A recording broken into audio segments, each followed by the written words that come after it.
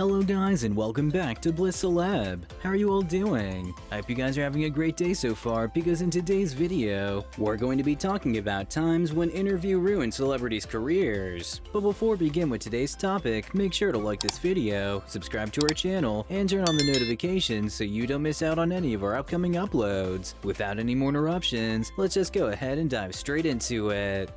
Tom Hiddleston. Tom Hiddleston is so naturally charming that it's hard to imagine any press event he does going poorly, but his February 2017 GQ interview following his split from Taylor Swift was just so painfully awkward. Regarding his relationship with Swift, he told the interviewer, "Taylor is an amazing woman," adding, "She's generous and kind and lovely, and we had the best time." The writer, who apparently asked if the relationship was real, Hiddleston said it was, then asked about his infamous I Heart TS tank. The actor replied, "The truth is, it was the 4th of July and a public holiday, and we were playing a game and I slipped and hurt my back, and I wanted to protect the grays from the sun, and said, 'Does anyone have a t-shirt?' And one of her friends said, 'I've got this,' and we all laughed about it. It was a joke." Hiddleston's earnestness kept him talking and talking, even causing him to show up at his interviewer's room at 6 a.m. to clarify points he'd made about his relationship with Swift. The article's writer noted that he was crushed by the end of the relationship. Come on, Loki, buck up. John Mayer.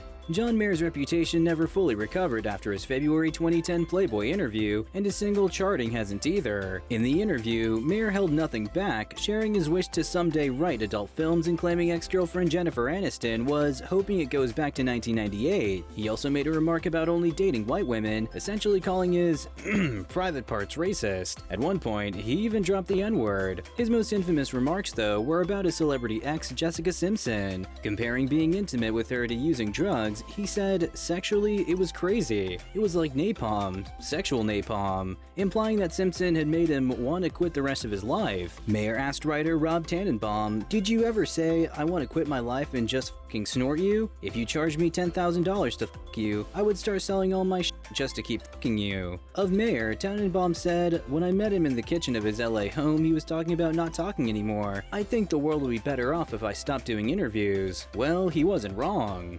Katherine Heigl. Knocked Up 2006 put Katherine on the map as a movie star, and the movie was well received. By everyone but her, it seemed. In the January 2000 issue of Vanity Fair, she griped that the movie was a little sexist. She said, "It paints the women as shrews, as humorless and uptight, and it paints the men as lovable, goofy, fun-loving guys. It exaggerated the characters, and I had a hard time with it. On some days, I'm playing such a bitch. Why is she being such a killjoy? Why is this how you're portraying women? 98% of the time, it was an amazing experience, but it was hard for me to love the movie." That comment, combined with her remarks about the writing in Grey's Anatomy in 2008 and her reputation of generally being difficult to work with, led the actress to bit parts, ensemble work, and a cat litter commercial before the failed state of affairs in doubt. She later lamented on the Knocked Up remark, "I felt obligated to answer Vanity Fair's question, and so I tried in my very sort of ungracious way to answer why I felt that it maybe was a little sexist." If you read the whole quote, I'm just saying that can be the nature of broad comedy. They're exaggerating stereotypes, that's what makes it funny, but they just took the sexist thing out.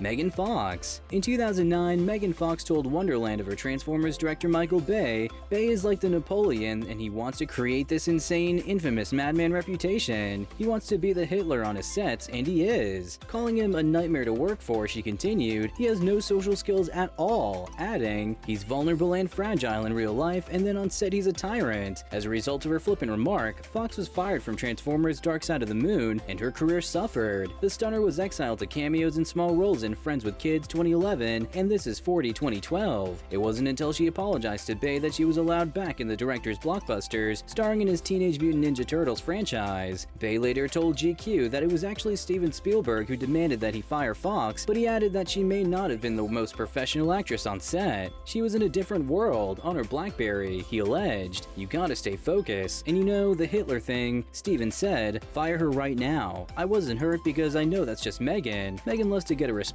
and she does it in the kind of wrong way." He added, "I'm sorry, Megan. I'm sorry I made you work 12 hours. I'm sorry that I'm making you show up on time. Movies are not always warm and fuzzy." But that's all the time we have for you all today, though, so thank you guys for watching. If you all enjoyed the video, then be sure to drop a like and subscribe to the channel too if you haven't already for more awesome content like this and much more. We'll see you guys next time, but until then, take care and goodbye.